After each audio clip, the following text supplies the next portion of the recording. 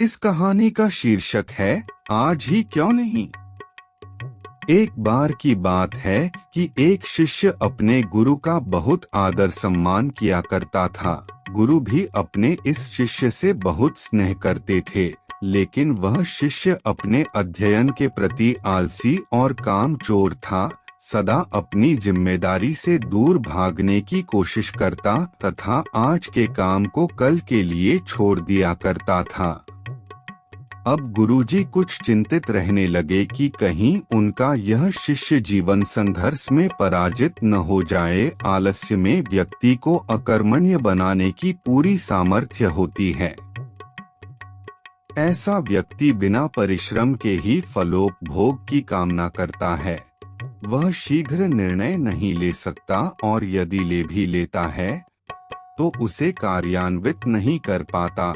यहाँ तक कि अपने पर्यावरण के प्रति भी सजग नहीं रहता है और न भाग्य द्वारा प्रदत्त सुअवसरों का लाभ उठाने की कला में ही प्रवीण हो पाता है। उन्होंने मन ही मन अपने शिष्य के कल्याण के लिए एक योजना बना ली।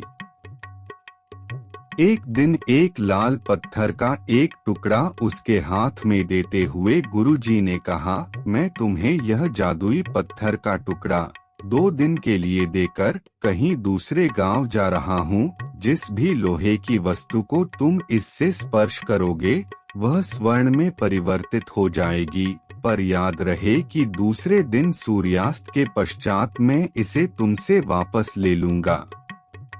शिष्य इस सुअवसर को पाकर बड़ा प्रसन्न हुआ, लेकिन आलसी होने के कारण उसने अपना पहला दिन यह कल्पना करते करते बिता दिया कि जब उसके पास बहुत सारा स्वर्ण होगा तब वह कितना प्रसन्न, सुखी, समृद्ध और संतुष्ट रहेगा।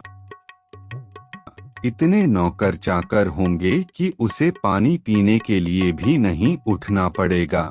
फिर दूसरे दिन जब वह प्रातःकाल जागा, उसे अच्छी तरह से स्मरण था कि आज स्वर्ण पाने का दूसरा और अंतिम दिन है।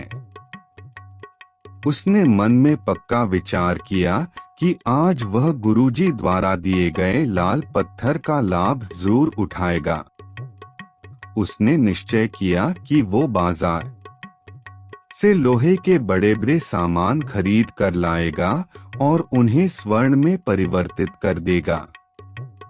दिन बीतता गया, पर वह इसी सोच में बैठा रहा कि अभी तो बहुत समय है, कभी भी बाजार जाकर सामान लेता आएगा।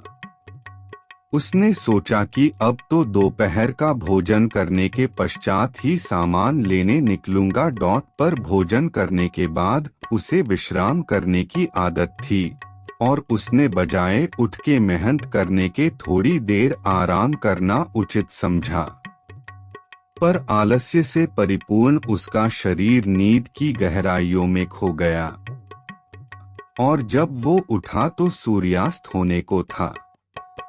अब वह जल्दी जल्दी बाजार की तरफ भागने लगा, पर रास्ते में ही उसे गुरुजी मिल गए। उनको देखते ही वह उनके चरणों पर गिरकर उस जादुई पत्थर को एक दिन और अपने पास रखने के लिए याचना करने लगा, लेकिन गुरुजी नहीं माने और उस शिष्य का धनी होने का सपना चूर चूर हो गया। पर इस घटना की वजह से शिष्य को एक बहुत बड़ी सीख मिल गई। उसे अपने आलस्य पर पछतावा होने लगा। वह समझ गया कि आलस्य उसके जीवन के लिए एक अभिशाप है और उसने प्रण किया कि अब वो कभी भी काम से जी नहीं चुराएगा और एक कर्मठ, सजग और सक्रिय व्यक्ति बनकर दिखाएगा। मित्रों, जीवन में हर किसी को एक से बढ़कर एक अवसर मिलते हैं, पर कई लोग इन्हें बस अपने आलस्य के कारण गंवा देते हैं।